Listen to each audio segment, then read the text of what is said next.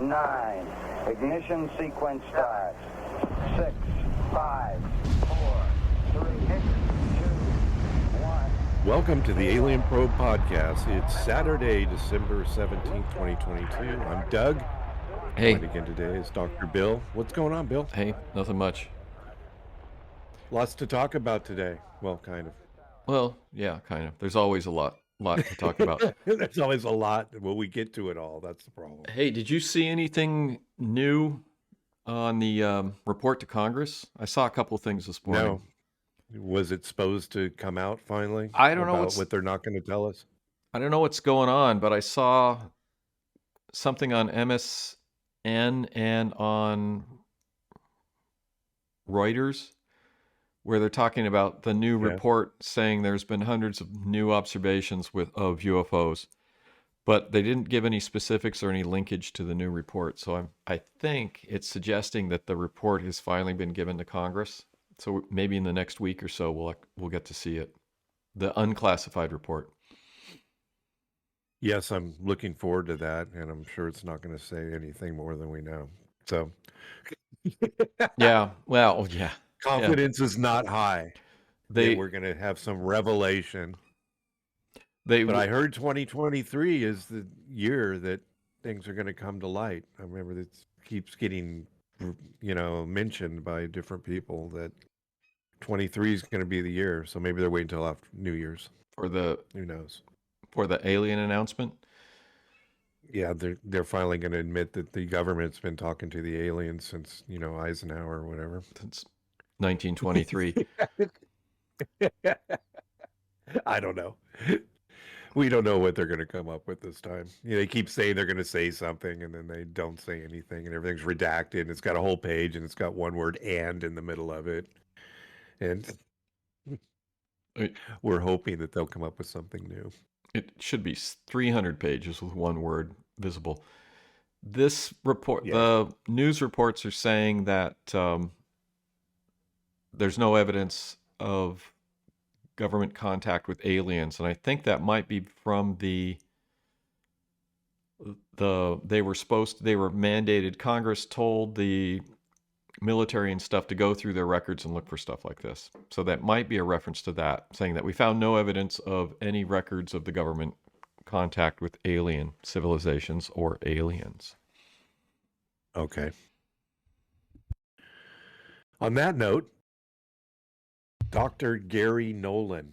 Yes, he gave a lengthy interview to Event Horizon podcast. Yeah. Yep, and he's Dr. Nolan he was a director of something at Stanford. Was it? He's a professor. Pathology or biophysics or whatever. He's a professor in pathology, I think, Department of Pathology. Yeah. And I remember him when I was there. He's our age. Oh, was he? He was there when you were there? Yeah. I sat in a meeting with him in another lab. The lab I was in was this one lab and his lab came and had a big meeting with the lab I was in because they were talking about some sort of collaborative project, and they wanted some of our expertise to do something, and it never happened. But I can remember the meeting, and he was there. Yeah, I didn't realize that at the time. He's our age. So. Oh, no kidding. Yeah, it doesn't seem like it. No. He's our age, and I didn't even think about that when I saw him when I was at Stanford. He was, I guess, I thought he was my age, but I don't know. I didn't really think about it, but he. In this interview, he said when he was 10 years old, he saw a UFO as a paperboy.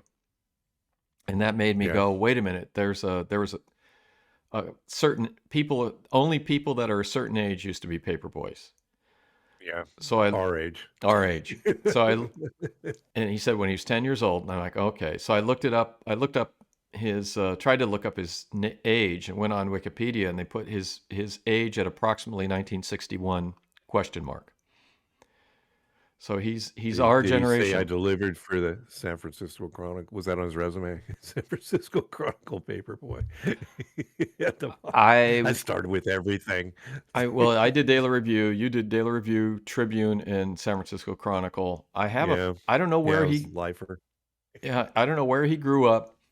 I don't know where he. I I don't know. I don't know. But he was a paper boy, and when he was 10 years old, he said he saw a flying saucer, which is why he's had a lifelong interest in this. Yeah. Yeah, he's pretty high power for somebody who's has this much involvement in it. And he was talking to, who's the guy he was talking to? John Michael Godiers. Is it Godier? Yeah, I didn't know a lot about this. He was interviewing him. Yeah, it's a big big website on YouTube, and I guess they just started doing podcasts. But I'd never heard of it. But they do have a lot of interesting interviews on that Event Horizon podcast.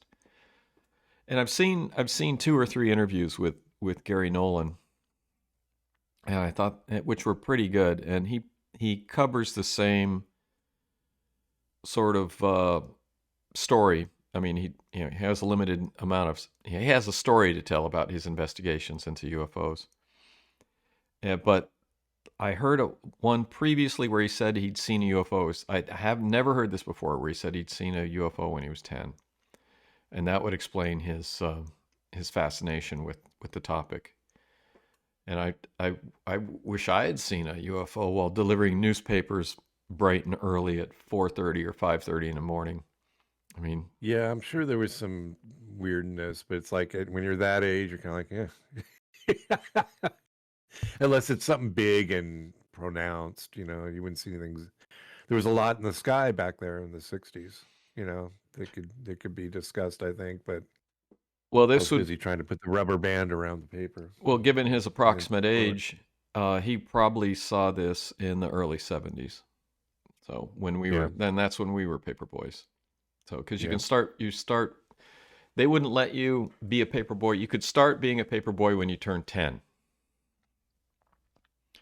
And I can remember, thinking that, well, that was great. It was a big deal to be able to be a paper boy when 10.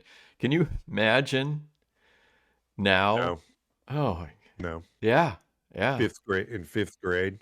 Yeah. Kids would never be able to do that. They're not even kids. Get up at 5 o'clock in the morning. Not even, they're not. Did you have the afternoon route? Did you have the Daily Review afternoon route? Daily Review was afternoon. Tribune was afternoon. And then you had the Sunday paper. Daily Review had 2. Daily Review had 2. They had a morning and an afternoon edition. For the morning, did they have a morning? That came later. Yeah, that's one time. I don't know if it was while we were doing it, but there were 2. I delivered the review in the morning. I didn't do it in the afternoon.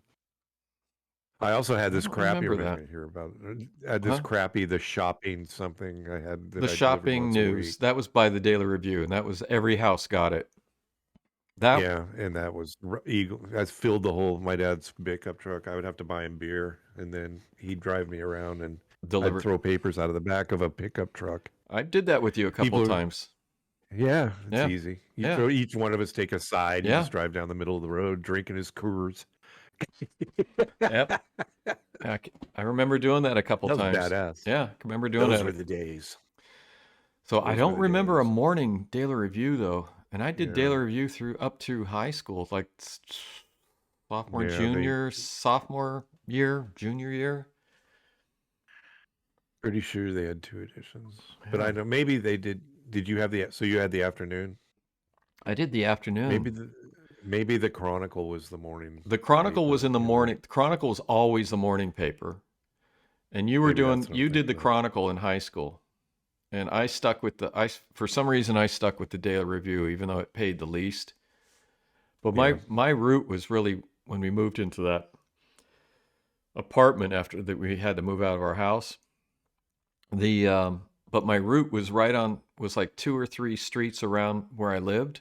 It was an easy route because it's just easy. It's flat, not on the hills. My old route was on the hills. I hated that. Yeah. So when I had the Chronicle, I had one street, Stanton, and I'd go up just one, but there was a million houses on it and apartments. But the apartments are a drag. because you got to go in and put the papers on. Yeah, you go can't upstairs and drop. you can't. You just drop. I can remember just dropping them. Yeah. Yeah, I had. Want you to make too much noise. You're waking up everybody. I had one house on the hilly route when I was younger, when I was in high school and middle school on the flats, but there was this one house that had like a double angle stair that went up and then a porch, and I could hit the porch from the street because it was such a drag to go up those steps and put the thing. So most of the time, not every time, but probably 9 times out of 10, except for Sundays because it was too heavy. Oh, Sundays! I could hit that porch from the street, and that was like the last house on my route. So it was like you hit the porch, up two angled step, 2 flights of steps, hit the porch, and then it was all downhill on the way home. You don't throw the Sunday paper; it's like a freaking Duraflame. No. And there was a million inserts that you had to put in. Remember, we'd have to put all the different inserts in there. And I couldn't carry all. I have 3 inserts. Oh, yeah. Shit. I couldn't carry all my Sunday papers. I'd have to carry. I think I was able to do. Yeah. I think I had to do a street and then go back and reload and then do another street, and so that was a drag. So, and then the prep. Yeah, they delivered them to your house, though, right? Did they deliver them? Yeah, and then I was able to. I was in an apartment, so and then there was a storage room. It's actually the garbage room. That they do the garbage room in the bad weather, and then I could do on the side where there was shaded area where I could prep everything. But I would prep I'd prep the inserts the night before, and then bring them all down to the garbage room in the morning, and then do all the inserts down there because that's where the papers were delivered. They delivered mine to the shortstop that was on the corner down by Castro Valley Boulevard. And all the drunk would be in there early, 5 o'clock, 4:30, 5 o'clock. Oh, all the drunk people. The 20 Mart. The 24. Yeah. Okay. So drunk people, hey, can I buy a paper? I couldn't sell them one because I had just enough, They'd be pissed off that I wouldn't sell them a paper. That was that was the Chronicle too. Yeah. Yeah. And so they would, but on Sundays I would have to take half and go up Stanton, and then I'd take the other half, and there was a couple little streets behind to stop and rob there, and I'd just leave the papers.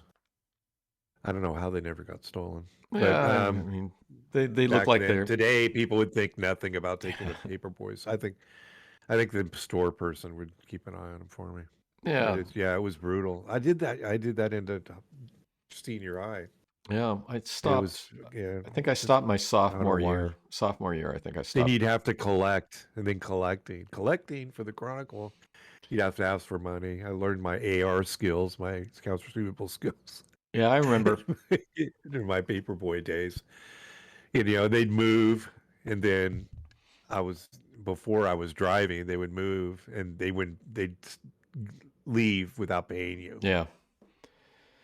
But if I ever needed money to go partying, I had my little collection book, and I'd go out and hit a few people for collecting for the Chronicle. All right, we got beer money. Yeah, well, that works. I can remember that collecting. I think they went to an envelope system after that, where everything was billing. That actually got pretty easy because then you just give them an envelope and they'd mail it to you. You give them I think it was prepaid. I think I used to do prepaid envelopes. Yeah.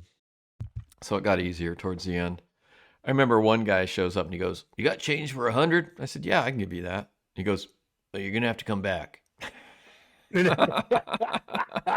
Yeah. One time I had a guy that moved to Hayward. He owed me I don't know why I let the AR go this long, but I went a couple. What is AR? You keep saying, what is AR? Accounts receivable. Oh, very corporate. Very corporate. So the AR. So they didn't call it that. They just called getting your money. So my dad drove me to it was probably when I was I was younger. And the guy moved to Hayward. He owed me some money. And my dad's like, "We're going to go get it." They had a forwarding address. So we went to this guy's door. He was so surprised. Collecting. I canceled the paper. He was mortified that I showed up at his new address to get my money. Like, he could skip out and never have to pay. I screwed the paper boy. Yeah. Because whatever, the papers, you paid them first. So if Yeah. You paid the Chronicle or Daily Review first because you give them your money. You Here's were my owed. collection stuff, and You then were owed. and Yeah. then if anybody owed any money and you got screwed, The review that's you you. the review you had to pay for the papers, and you kept what was left over. Well, if somebody stiffed you, it's I nothing can remember at least one person moved, and I never got my money, and it might have been more than one or two. I wasn't really. Oh, It was yeah. it was an easy route, and I think there's only like one. There was one side street where there was like a little apartment building, and somebody moved, and always the apartments. yeah, and but I think that's the only time I didn't get my money. Yeah, that was yeah, it was okay. It was okay. I think I wouldn't Money. want to do it now. Yeah, it was an income. I wouldn't want to do it now. I mean, not now. This day and age, No. not at this age. This day and Like age, I kids would. in the 5th grade out in the street in the dark. Yeah. No, it's all bad right now. I'm sorry, it just is. Well, our town was You know? it was pretty quiet back then, and the Yeah, they called it a bedroom community. yeah, and The bedroom. the streets weren't. This traffic was very very minimal at the time. Now I think it's crazy there. But I can Yeah. remember riding my bike, and the weather was really rainy, and I almost got hit by a car. And they didn't have their headlights on when there were rain, and it's like you couldn't really, because the way the rain was, you couldn't really tell the car was moving, and the visibility was really low. And it was like after that, it was like I can remember after that, almost got hit by that car. I did the rest of my route riding on the sidewalk. Yeah. So because the weather was so bad. Oh, and getting soaked to the skin delivering papers. Yeah. Oh yeah. And your paper, you have to keep your papers dry, or you had those bags, and they put them in the paper. They shove it in the bag, and then you just wrap them, throw them in the bag. They're easy to throw though, so you grab them by the end. Yeah. Did you put the bags on over your socks so your feet would stay dry? I never I did that. I would put the bags. I'd put the bags on like over my socks, and then put my tennis shoes on to keep my feet dry when I was doing it in the bad weather. Bill. I never thought. Hey, they fit like socks. They were great. It was a bummer when they tore, because they would like tear around your toes. Lots of water would get in. Yeah, and then you're just like, you're comfortable, and you're riding your bike in the pouring rain, and your feet are dry, and your dry feet are nice. So your feet are dry, and you're feeling good. And then a hole would get in one of the bags, and then one foot would just start getting wetter and wetter and wetter, and you're just like, this is terrible. So. But it felt so good to get home. I remember I'd stop at Winchell's and get a hot chocolate. Winchell's Sunday morning. Ride home. Sunday morning. All the paper boys would sit in front of Winchell's drinking the hot chocolate and eating their donuts. I remember that. Always sitting like a line of paper boys sitting there doing their... Good old Winchell's, and the police, and then of course the police. Well, you got... The police would be there. Oh yeah, the cops would be there, and well, the Tribune shack was around the corner where all the Tribune, because if you had the Tribune in that area, you'd go to the shack and you'd prep your papers at the shack. The shack. The Tribune shack. The shack. And the Daily Review, they would deliver the papers to the paper boy's door, your house, and you'd prep them. So then, but yeah, the Sunday mornings, you finish your route, get a hot chocolate and a chocolate glazed donut, and then sit a line of paper boys wearing their paper bags, talking and eating donuts, and thanks. It was good times. It was a great upbringing. Good, well, for you. Good. Yeah, that was good. You hated it. Oh, I hated that town. That was awesome. I nuke it and burn it to the ground. But yeah, no, there's a lot of good memories, but it was a shithole, and it's a worse shithole now. Anyway, don't destroy my childhood memories. It's because Bart moved in after we left. That's Bart got really bad. Oh, Bart. Bay Area rapid transit. No, it was bad when we lived there. It was, the problem is it was a suburban hellhole. So suburban hellhole. Anyway, on a happier note, I don't want to address the dichotomy of our our We're not gonna childhood, where mine was joyous and Mine was happy, and awesome, yours I was can't tell you why. yours was miserable, and well, mine was It actually was okay. storybook. It was Oh, storybook. I grew up in Fantasy Island. Yeah, it was okay. It's all right. Mine sucked. And it's like we moved. God. But yeah, So anyway, Garry Nolan. Gary Nolan, What's Paperboy. some of Gary's high points? You know, he was a paper Um, boy. That's what we pa- got so far. Paperboy, and he started. Works at Stanford. He's a professor of pathology at Stanford, and he builds fancy microscopes that do multiple function specific task. And then he spins off these microscopes to these analytical machines. He spins them off to companies or builds companies around them. So it's a good gig.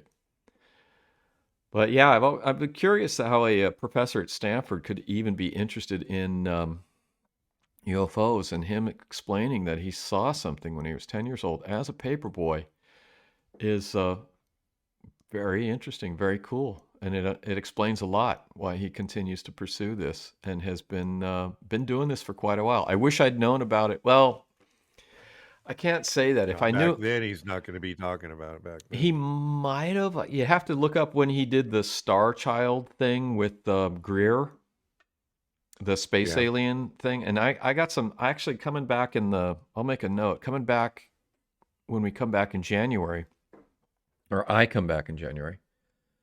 I want to take a look at that Star Child thing.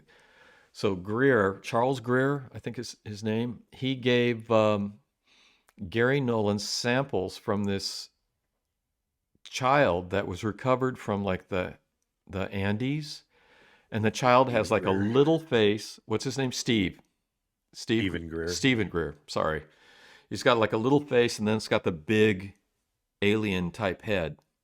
Yeah. And he gave that, and Garry Nolan took that and analyzed that, and they published a paper.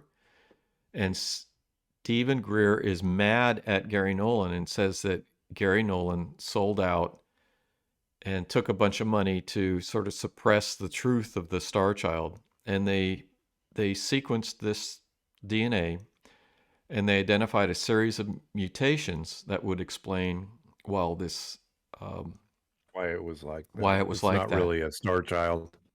It's really just a child. In science, you have to be willing to consider alternative hypotheses. I don't know anything about the Star Child or the analysis, but I want to look at the paper and look at these mutations.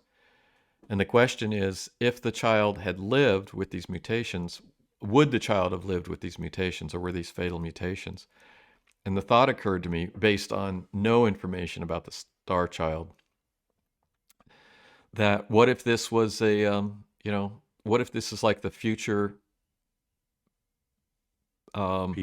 future people, like that book you were reading, Yes, identified flying object on the identified. There's something I need to talk about on that too. But, what's the term that you use for the interdimensional? Not interdimensional. They travel in time. You were saying the tempestrials, time travelers, interpestrals. Sorry, interpestrals.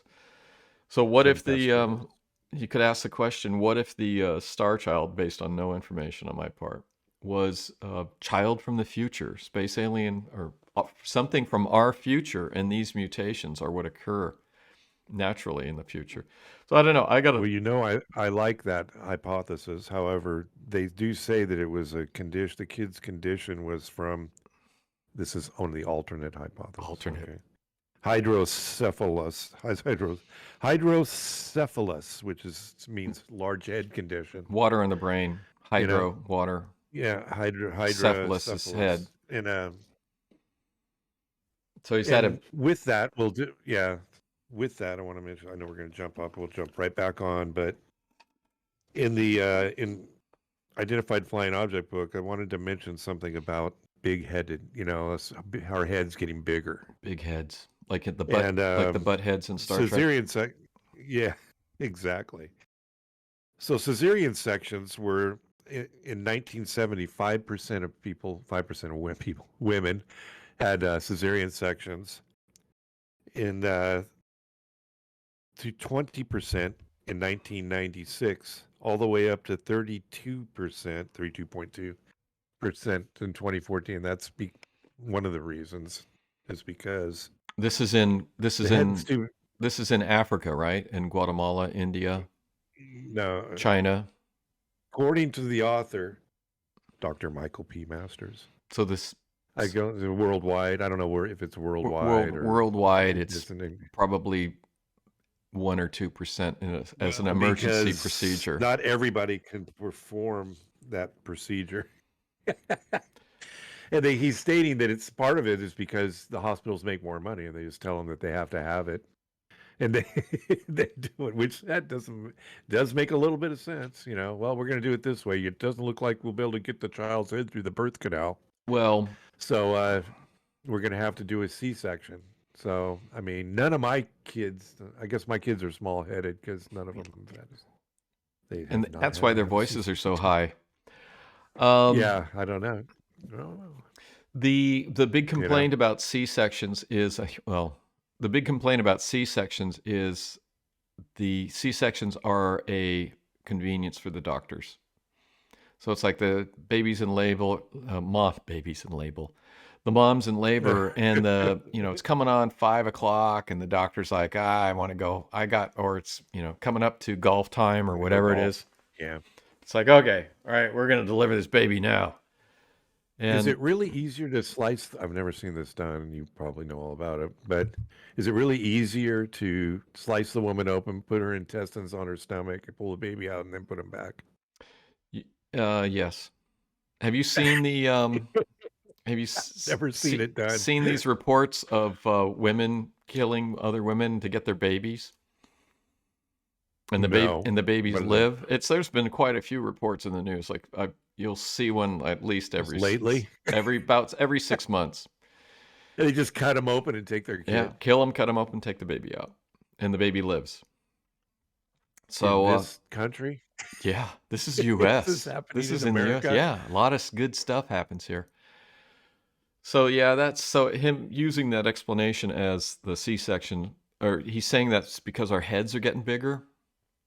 Yeah, that's his hypothesis, because heads are, I don't know if they've measured heads since 1900 whatever. Do you know when the baby comes through the birth canal, that's sort of like the woman's pelvis sort of like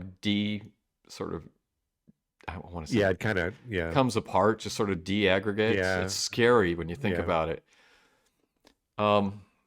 And then you got to look at, so what about other countries? What about Africa? I think 99% of the babies are probably born naturally. In India, the same thing.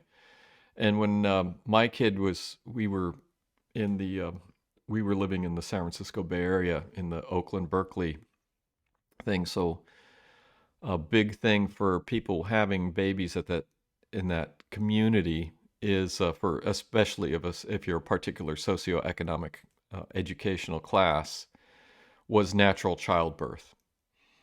And there was women of this class were very concerned about being able to have a natural childbirth, and they would hire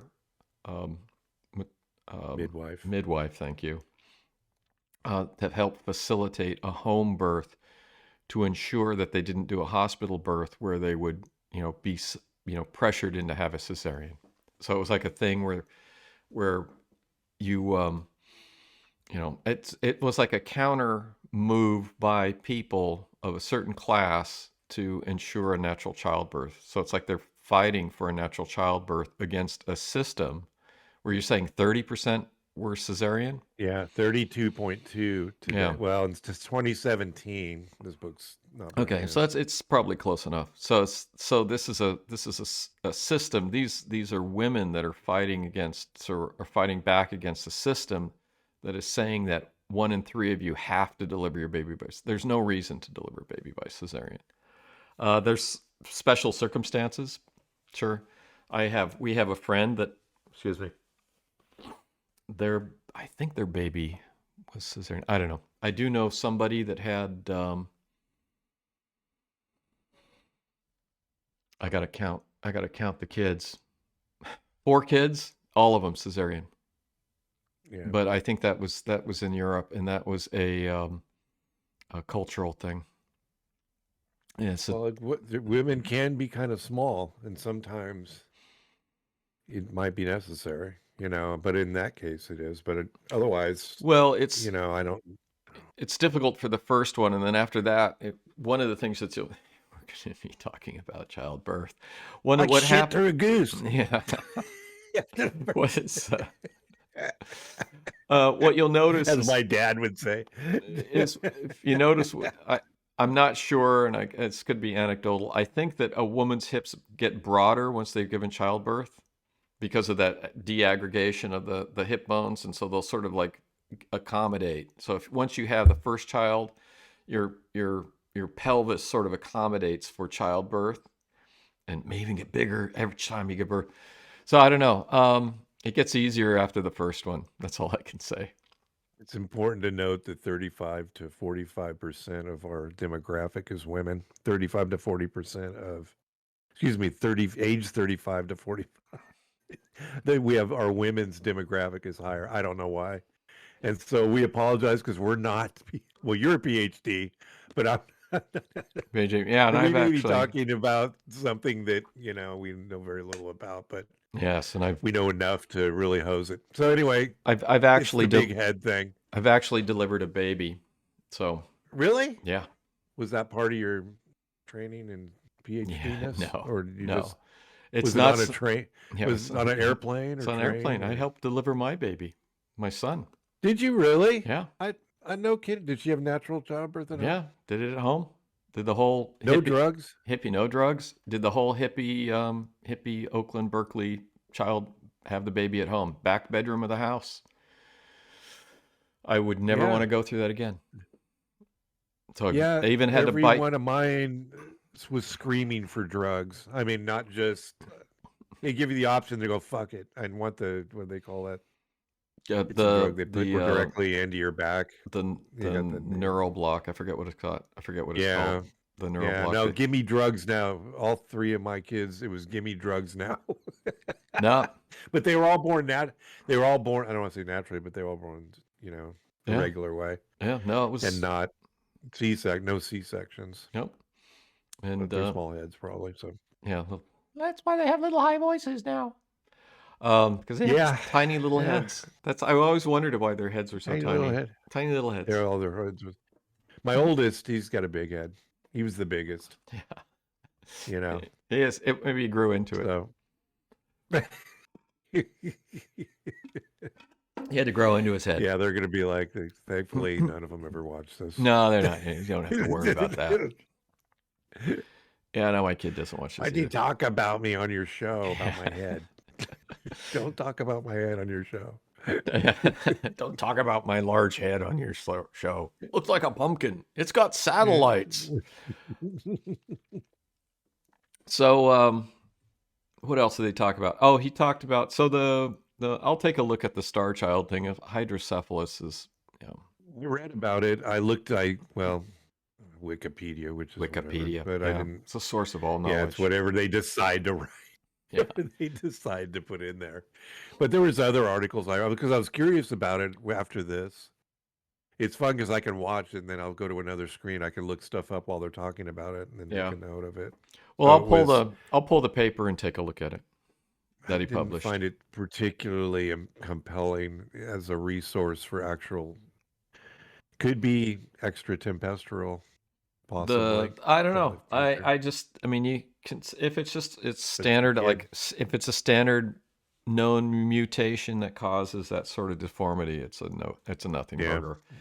But that's what they decided. Yeah. And Stephen Greer, he's angry. He's mad at is this he was referring to? I was like, what is he? Why are well, Stephen Greer said he was angry. He's angry. Garry Nolan's angry. Angry.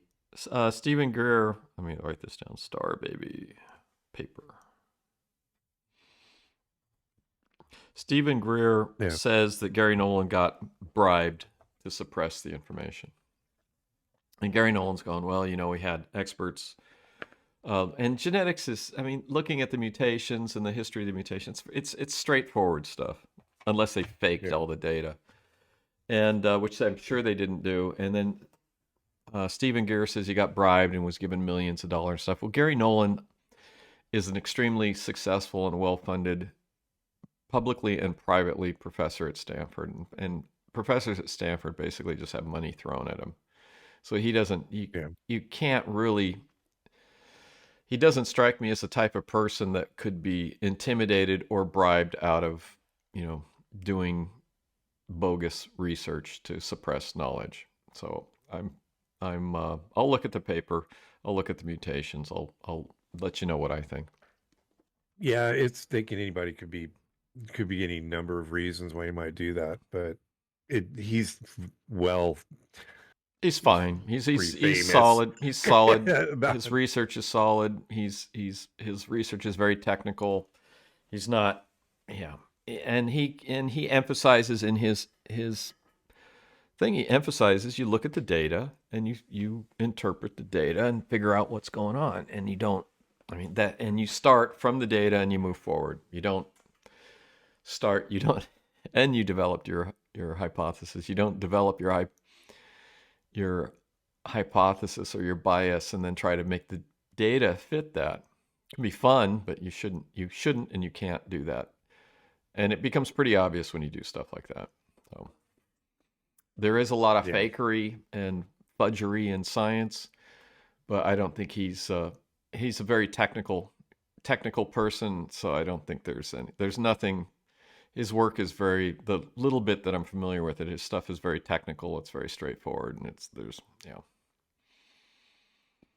he is a very technical scientist because he's an instrument. He develops instrumentation for very fine measurements of very small things. So what else? Oh, he talked about the, hard to say. What's that? Hard to say. Hard to say? About the Star Child? We'll look at the Star Child. Star Child. I'll look it up. We'll look at it. We will get to that.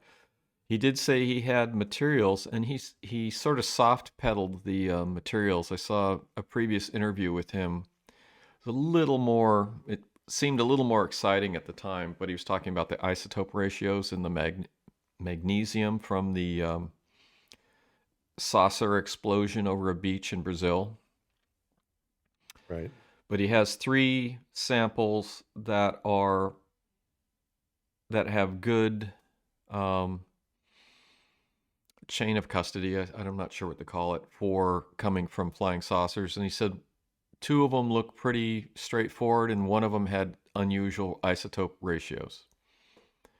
And it doesn't really tell you anything interesting beyond that. But it's something. And I think he published a paper with Vallée on that. Maybe I'll see if I can take a look at that. So we'll do so coming up in the future, we'll do a little bit of a review of this stuff. I'll make a note of that too. Okay. I'll see if I can find I'll pull the Star Baby paper and I'll pull the Vallée sample paper. And you talked a little bit about the the injuries that have been reported when people come in contact with the UFOs. Yeah, he was. I guess he was asked to look at MRI images or something of people that were exposed to this Havana syndrome thing. Yeah, and basically it just looks like and then I guess there was related flying saucer type injuries. I'm really intrigued with that, and they had that other guy. I guess it said he had wrote a report for the for Bigelow. It was in the news a while ago. Yeah. And the only report was just sort of an anecdotal thing, and there's supposed to be specific cases, but we haven't really seen anything of this or anything significant of that. No. And there are historical, which we talked about previously, there are historical things that we've talked about in people getting injury, and I went through a list of that at some point. Would you think of his statement that Valley says it's like one thing pretending to be many things? This was like something to do with sort of like the Skinwalker Ranch. Yeah. So that was Yeah, that's what it kind of refers to. Yeah, it's Skinwalker Ranch. And then I want to talk a little bit about Blind Frog Ranch too while we're let's jump into Blind Frog Ranch. So, well, I've just started watching it, so I've only watched like 3 episodes, but it's 3 episodes. To me, it's you said it's fake, and that's fine. But it's much more. At least the science isn't just the science itself. There is no science. They're just digging and diving, as far as I'm seeing. I didn't say it was fake. They are pushing. They're doing the same thing that Skinwalker Ranch is doing, and they are exaggerating. Right. They have. So you've seen the first 3 episodes. I've watched both seasons in the past, and so what did you see in these first few episodes? Well, the first 3, they found what they're doing is they did a LiDAR, which was NASA assisted scan of this area of the Utah Valley property that they have. So this is near Skinwalker and 20 miles away. Yeah, I didn't realize when we were chatting about it before that it was so close to Skinwalker. It's only 20 miles away. I didn't either. I knew it was in the area. I didn't know it was that close. Yeah, northeast Utah in the Utah Valley. And they talk about skinwalkers, and they've talked about, the American Indians. They're discussing the skinwalkers deal. Yeah. But they take this, and we're far enough into the show now. I can tell you the first thing that I've seen is that they're digging a hole and they're trying to get to anyway, this area they scan is all underground cave system. But it's entirely filled with water. Yeah. They dig the thing out. They put a tube in it. The tube collapses. They dug another hole. They drilled another hole beside it, a little bit higher. And then that one, I guess, I don't know, did something, but he wouldn't let his kid go. It's this guy and his kid and this group of team members. And so he wouldn't let his kid go in. So they blew out the original side, and got down into the cave system. They didn't go too far into the cave, but they found, and what this ultimately ended up to be, but I don't. It looked like a log cabin, but they said it was a box. I looked like it had ropes tying the logs together. And they said, obviously something's inside. But it was really bizarre to me. I don't know if it's fake or not, but it's really weird because this thing's all underwater. Now, the theory is that the Incas, was it the Incas or the Mayans? Maybe the Mayans. Aztec. Grabbed all their Aztec. stuff. Aztecs. Aztec. Incas, Mayans, Aztec. That would make sense because Aztec came up. They grabbed all their gold. And let's say all their gold, but a bunch of gold. And they came up and then they stowed it away underground somewhere. And the legend is that they buried it in 7 places underground somewhere. And so that's what these guys are really just gold to me so far. They're just because they got the gold trench, that whatever that thing is, that it's a gas powered. And it's sluice box. Sluice box. It's a sluice box. Yeah. So they found a couple nuggets, and they found when they were digging originally, they found a coin, which I thought looked like it was from whatever 18th century, something like that. And it was weird how they just randomly pulled up this coin. That reminded me of Skinwalker. How they just randomly found this coin. That's something that bothers me. That bothers me about this show is that there seems to be a lot of legerdemain, legiturgemy, things that can happen that can make it look better. So it raises these questions. And the third episode, when you get to that, you can talk about the next one. So they've got. So I remember a lot of the stuff. It's a good show. I like it. I wish they'd keep doing it. Yeah. It's like Skinwalker. Yeah. We both I like think it's better than Skinwalker. Skinwalker. Yeah. No, we don't like Skinwalker. So We love Skinwalker. well, they don't have a science for us to laugh at and go, you're not doing everything you can do to try to figure this out, or you're not. It's almost like they don't want, You mean the it's blind frog? stupid. Blind frog The is blind frog is fine. Skinwalker sucks. yeah. So Blind just to frog confirm. has an area that has. It's like Oak Island. It has a history. It has an archaeology, and they are trying to uncover and explore this history and archaeology. And my problem with the show is like this: when they do the sluice box, they find a few nuggets of gold, few gold flakes or whatever, which is fine. That's intriguing. And then they find a coin. It's like, okay, all right.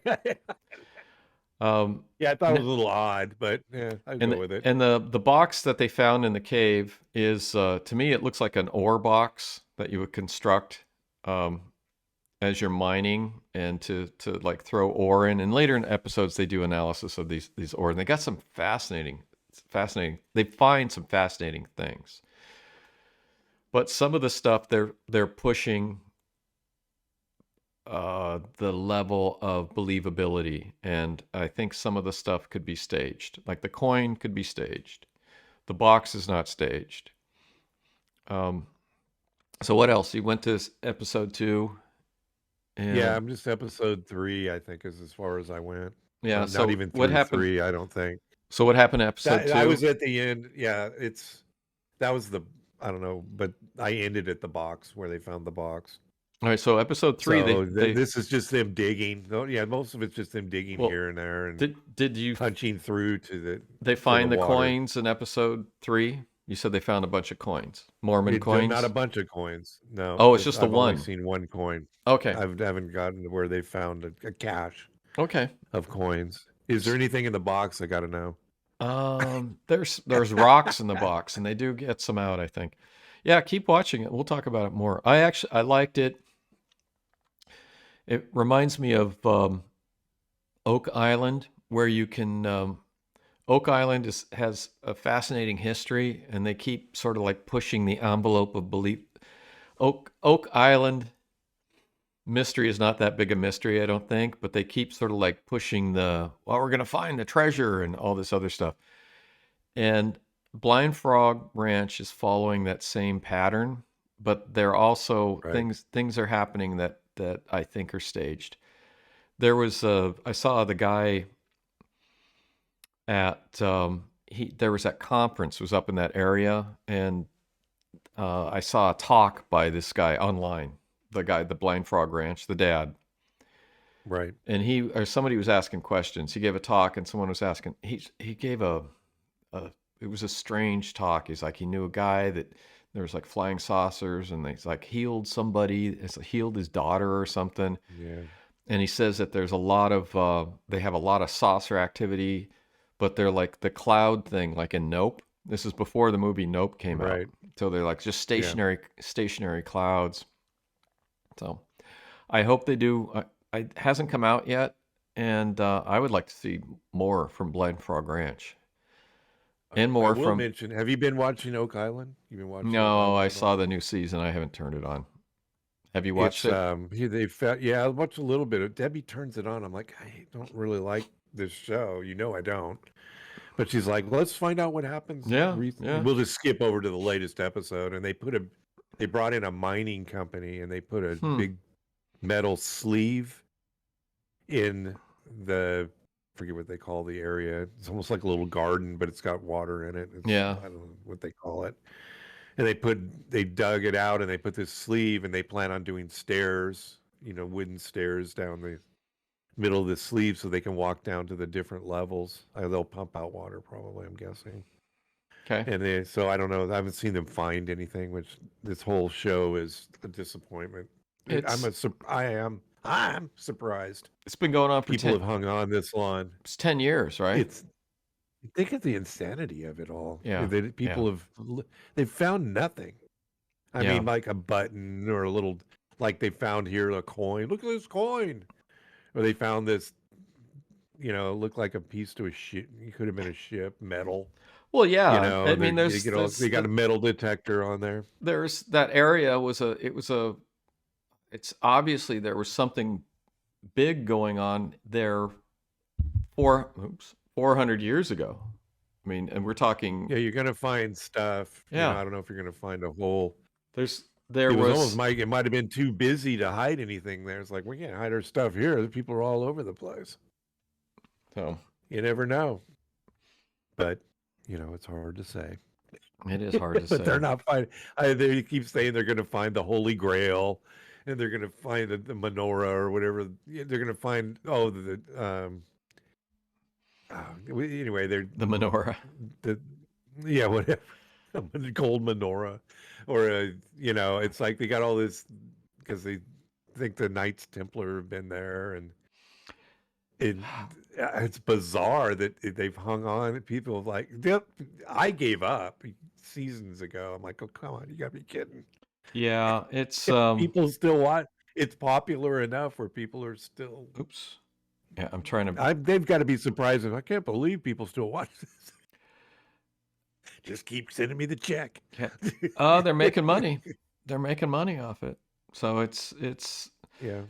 Yeah. I like this one. I like Blind Frog. Though. I like their characters. You know, I like them. And yeah. Seem to know what they're doing. Keep watching it, and we'll talk about it. Yeah. It is. They have an intriguing area. It's like Oak Island. It's an intriguing area with an intriguing history, and they could, if they explore the history rationally and try not to gimmick it up too much, I think they got something real interesting going on there. I don't know if it involves aliens. There's going to be cool stuff. They will find cool stuff, and maybe even some treasure. And that's the whole thing. But they've done 2 seasons. That first season was beginning of this year, and so they would have filmed this summer because it's up in that area. It's like Skinwalker. They got closed for the winter. Skinwalker Ranch filmed this summer. They'll be out next year, and hopefully Blind Frog Ranch will come out next year too. That would be cool. I would look forward to both of those. And I do like Skinwalker Ranch, and I do like to critique their presentation of the events that happen at the site. As we will do. Well, we were going to talk about, is there anything interesting? So this has been a year of episodes. And yes, it has been. So we have been learning how to YouTube and struggling with learning things about UFOs from the old literature. We talked a lot about. We've talked about my favorite Flatlanders. Flatlanders cool.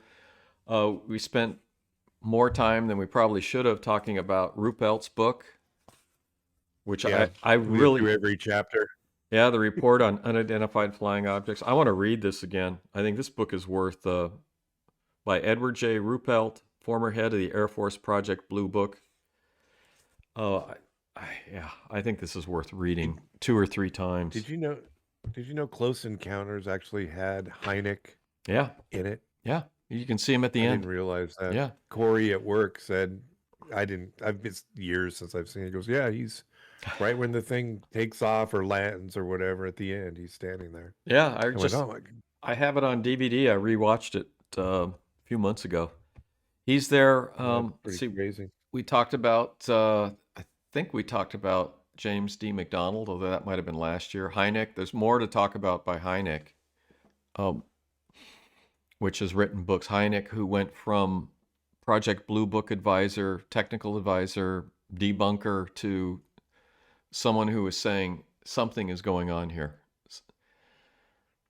Talked about Carl Sagan, who was a big UFO debunker, where I learned that Sagan and Hynek had parallel careers, PhD and at University of Chicago, both of them did work at Yerkes University. Both of them went into academia. Both of them were celebrities for the time. Hynek was a celebrity in the 50s and 60s as an astronomer, and Sagan became a celebrity, I think, in the late 60s, early 70s.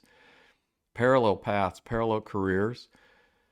Yeah. And and Hynek underwent this transformation to saying something interesting is going on here, and Sagan could never get beyond that this is nothing, which is a disappointment for me. Having a pothead, right? Pothead, yeah, that's why he talked the way he did. Yeah, he was baked half the time. He was a doper. Yeah, Sagan was baked half the time. I saw him talk twice. I saw a talk with him where I sat probably less than 10 feet away. I could smell the patchouli oil. I could smell the patchouli and the marijuana on him. No, I couldn't. But yeah, seen him talk twice in person. Sat 10 feet away at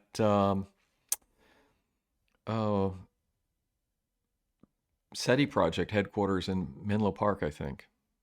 And had a front row seat. It was saved for me. And yeah, it's a good talk. Interesting talk. Loved hearing him. He was a great communicator. Great teacher, great communicator. Did he give you some $50 and ask you to go buy a lid for him? And he goes, "If he need this much, that's a lid." If he had, I would have tried. If he had, I was, yes, sir. Yes, Dr. Sagan.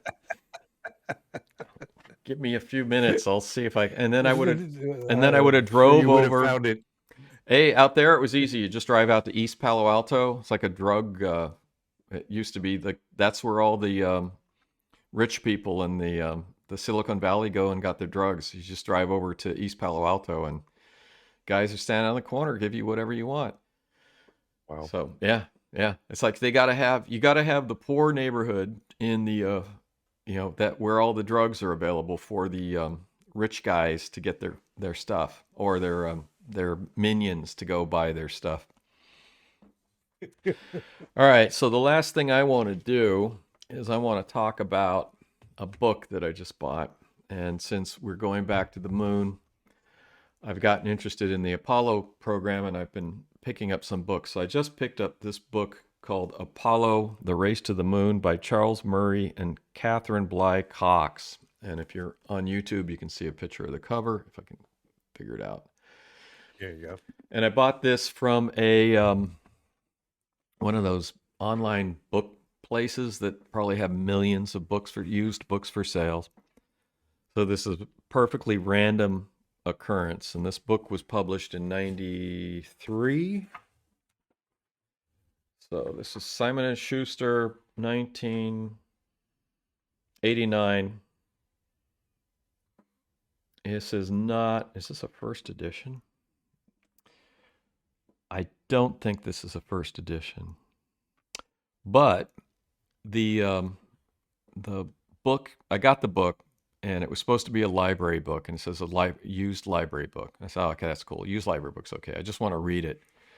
And I open it up, and it's got 2 pages in here. It's got all this writing in here, and I'm like, oh crap!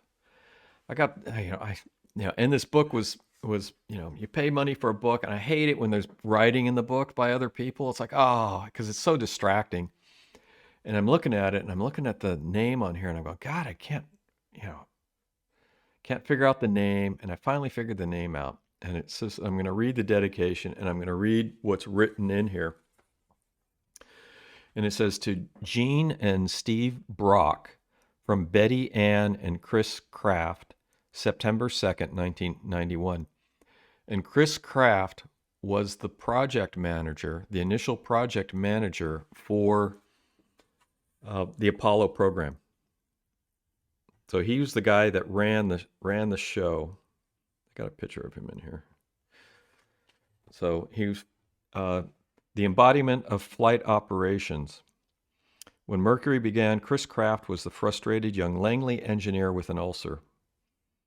By the time the Apollo flights began, he was synonymous with mission control and the model of flight controller cool that everyone else tried to emulate.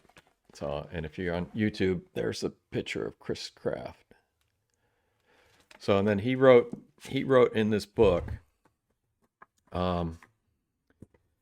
this narrative of the Apollo program, I'm told by Betty Ann, who is his wife, is a very good one.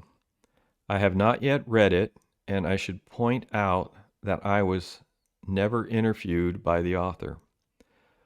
I have scanned some parts and found some errors, and he actually did some underlining in the first chapter. Just, I think, people that he knew. I'm told by many that he and some of my colleagues tried to make a hero of me. I think he means the author. That part I can assume you can only come about because of the total commitment of the people I worked for and that helped me get the job done. We were all privileged to have been allowed to take part in this fantastic adventure. I thank the Lord every day that He put me in the right place at the right time and then gave me the support to help get it done. Chris. So that is so cool. That is all in original hand. Yes. Very nice. This is absolutely shocking to get something like this. And I'm pretty valuable. Yeah. I guess. I mean, it's like why somebody would even give this away to like one of these massive book redistributors, used bookshops. Who's the Brock? You mentioned the Brocks in the beginning. I don't know. I tried to look up some names. I couldn't find it. I'm figuring there's some friends. Yeah. I actually tried a little bit because he's got several kids. I looked around to see if his kids were around to like on Facebook or something, and I was going to like DM him. I can't figure out who his kids are, where they are. I got the names, but I can't. What'd you pay for it? I paid $38 for this. And these that's worth a lot more than that. These books sell. I mean, that was. I gotta say, this is so funny. I bought this book because at the time it was the cheapest one I could find. And now I went online again and looked recently, and you can find cheaper. You can find it for 20-something bucks. So if this signed 26, yeah, but it didn't say it was signed. It said it was a used library book. But I can't. Yeah, but they didn't know. They didn't look. Yeah. Yeah, it was weird. And I'm just, I can't imagine. I'm assuming that this Brock, whoever he was, died because all these guys are dead now. Yeah. And the kids just cleaned out everything and donated stuff. And it just worked its way to me. And somebody who's like reading about the Apollo program. Are the aliens landing? What are you doing? There's 2 dogs on my lawn. There's dogs on the lawn. There's dogs out there. There's dogs on. Are they on a leash? Are they just running rampant in your neighborhood? They're attached to someone. Oh, on your lawn, and they're letting their dog poop on your lawn. I want to make sure they don't do that because Dirty Harry said we gotta shoot somebody just for shitting on your lawn. We used to have where we used to live in Oakland. There was this lady that lived around the corner, and she talked like Marge Simpson because she smoked. And she was like friends with all the cops, the beat cops in the neighborhood. And she'd like have them in for coffee. And she was like head of the neighborhood watch and stuff. And right next to our driveway, there was this area. And I was always going out there. And we had like a planter area, little strip. And I was always going out there. And somebody would let their dog crap in this strip. And, on the... That was a man. I thought it was a person. That was the other side of the driveway. This was on the shitter. Yeah, this was the mad shitter. This was on the other side. This side, somebody always this was the lesser of two evils. So somebody would always have their dog crap in this planter area next to the driveway, and I'd always be out there, and I'd clean it up. And so my office there was over the garage and looked over this area, which is why I was able to discover the mad shitter and this other thing. So this Marge Simpson lady would walk her dog and let her dog shit in the next to the planter in the driveway. So I'm in my office and I can look out over the street, and I had a view and I could see the hospital and hang on. So I noticed the lady walking by. So I get up and I look. And so it's like this was her routine. She'd walk the dog, and the dog was shit in the same spot every time she walked the dog. So I'm like, I get up and I look out the window, and she sees me, and then she starts dragging the dog, and the dog's like squatting. It's like ready to go. So she's dragging this dog that's in this squat, like, yep. What are you doing? What? This is what we always do. Wait, I got to go. I felt so sorry for the dog. This is like Marge Simpson, who was the neighborhood watch lady who kept an eye out for crime and would have the cops over, and was not a very good neighbor. Oh, and she'd also report people for like petty shit to get the city on them. Anyway. Yeah.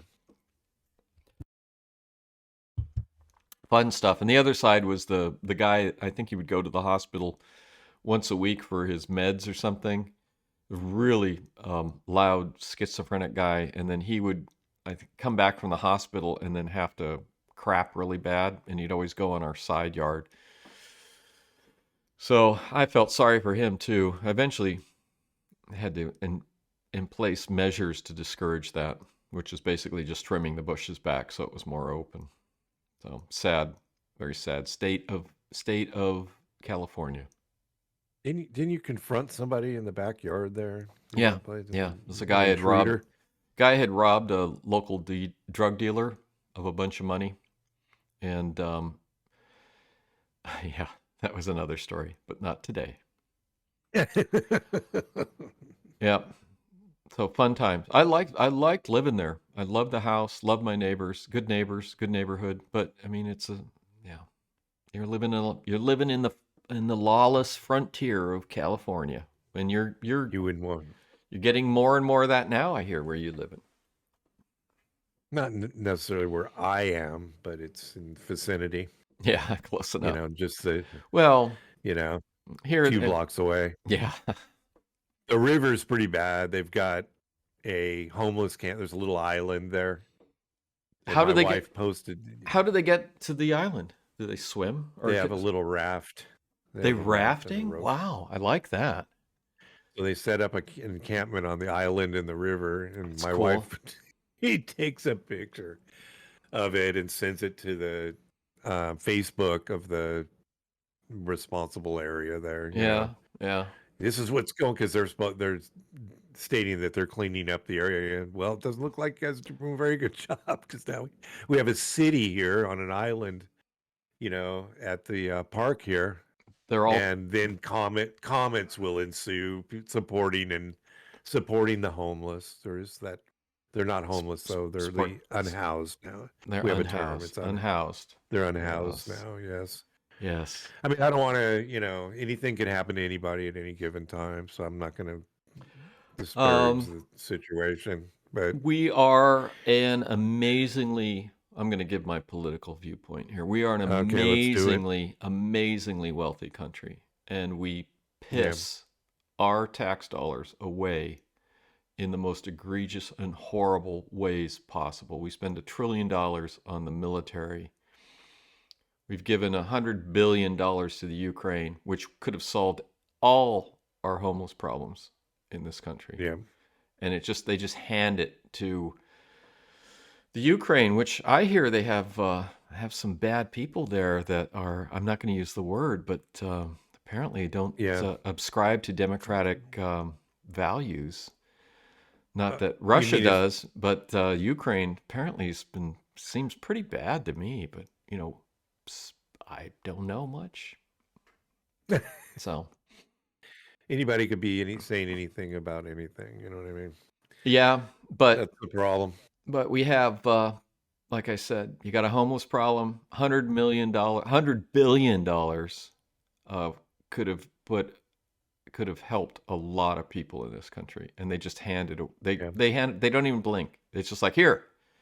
But then they ask for money for services for the citizens of this country, and it's like a big fight. We don't have the money. Well, Yeah, you do. And a lot of this is because of mental health issues, and that went Yeah, away yeah. with Reagan or whatever. Reagan abolished the mental health system in this country where they had, and basically turned it over to. Yeah, I know a lot about this because of my past experiences and the Yes. in the system, man. No, but the Reagan initiated this. Now New York is trying to re-implement the old system that was in place in the U.S. They're talking about making moves to do that. I doubt they'll be able to do that because they'll be sued and re-sued, and they won't be allowed to deal with it in a logical and sane way. Yeah. America. Yep. So that's it. So that's it for today. The politics was saved to the end. Their political corner to the end. But yeah, the YouTube will put a banner on us. They're going to suppress I'll be our waiting for algorithm. We're going to suppress their algorithm, and the FBI is going to put us on a list, just like they did on Twitter. So, anyway. Yep. Yeah. All right. All right. Thanks for listening to the latest episode of the Alien Probe Podcast. We welcome questions, comments, or requests to alienprobepodcast@gmail.com. Visit us on Facebook. Check out our website. It has all our episode on alienprobe.net. Twitter and Instagram at alienprobepod. Like and subscribe to YouTube at Alien Probe Podcast. Thanks to our senior producer, Robert Anthony. Hollywood Robert, we like to call him. JFK. And of course, Dr. Bill. JFK show. Another JFK show. Yeah. We'll be doing another JFK show, which we won't be able to attach any advertising to, but banner. We'll do it anyway. Put a banner. Yeah, we got to do a JFK show, and I'll be back in January. So Bill will be off for a couple of weeks, and we'll have some fill-in episodes, and we'll keep her rolling. All right. Thanks for listening. Watch the skies.